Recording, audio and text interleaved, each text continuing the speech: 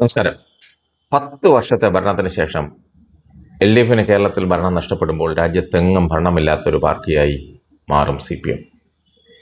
977 ശേഷം രാജ്യത്ത് ഒരു സംസ്ഥാനത്തും കമ്മ്യൂണിസ്റ്റ് സർക്കാർ ഉണ്ടാകാതിരിക്കുന്നത് ഇതാദ്യമായിരിക്കും. 34 വർഷത്തെ ഭരണത്തിന് ശേഷം 2011 ബംഗാളിൽ CPM പുറത്താക്കപ്പെട്ടു. 2018 ത്രിപുരയിലും അധികാരം നഷ്ടപ്പെട്ടു. ഇതോടെ ഇടതുപക്ഷം ഭരിക്കുന്ന ഏക സംസ്ഥാനമായി മാറിയിരുന്നു കേരളം.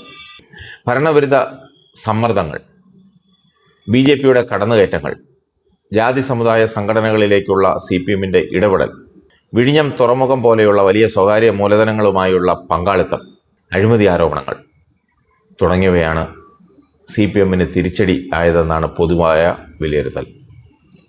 കഴിഞ്ഞ ലോക്സഭാ തെരഞ്ഞെടുപ്പിൽ തന്നെ കേരളത്തിൽ മാറ്റം വ്യക്തമായിരുന്നു.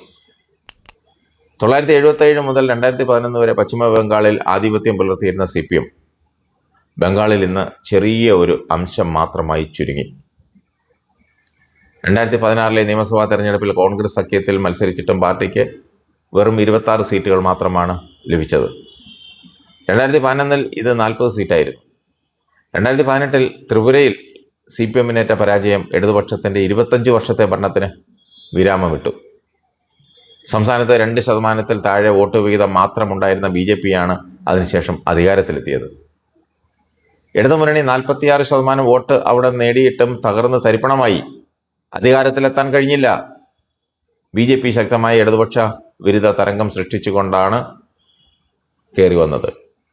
ത്രിപുരയിൽ ഇത് ഇടതുപക്ഷത്തിന് ഭരണം നഷ്ടമാകുന്ന നിലയിലേക്ക് എത്തി. അതേസമയം കേരളത്തിൽ UDF അധികാരത്തിലെത്തുന്നത് വ്യക്തമായ ഭൂരിപക്ഷത്തോടെയാണ്. ഭരണവിരുദ്ധ വികാരം അത് ആഞ്ഞടിച്ചുവെന്ന് വേണം കരുതാൻ. ഇത്രയും ദയനീയമായ ഒരു തോൽവി അതാരും പ്രതീക്ഷിച്ചില്ല. തോറ്റാലും 5-10 സീറ്റുകളിൽ മാത്രമായിരിക്കും പിന്നിൽ പോകുന്നതെന്നായിരുന്നു പല സർവേകളും അഭിപ്രായപ്പെട്ടത്. അങ്ങനെയായിരുന്നു എല്ലാവരുടെയും ധാരണ. ഇത് ഒരു കണക്കിന് നല്ലതാണ്. 5 വർഷം പ്രതിപക്ഷത്തിരുന്ന പാർട്ടി ശക്തിപ്പെടുത്താം. മാത്രമല്ല, നല്ല രീതിയിൽ ഭരിക്കാൻ UDFന് സപ്പോർട്ട് ചെയ്യാം.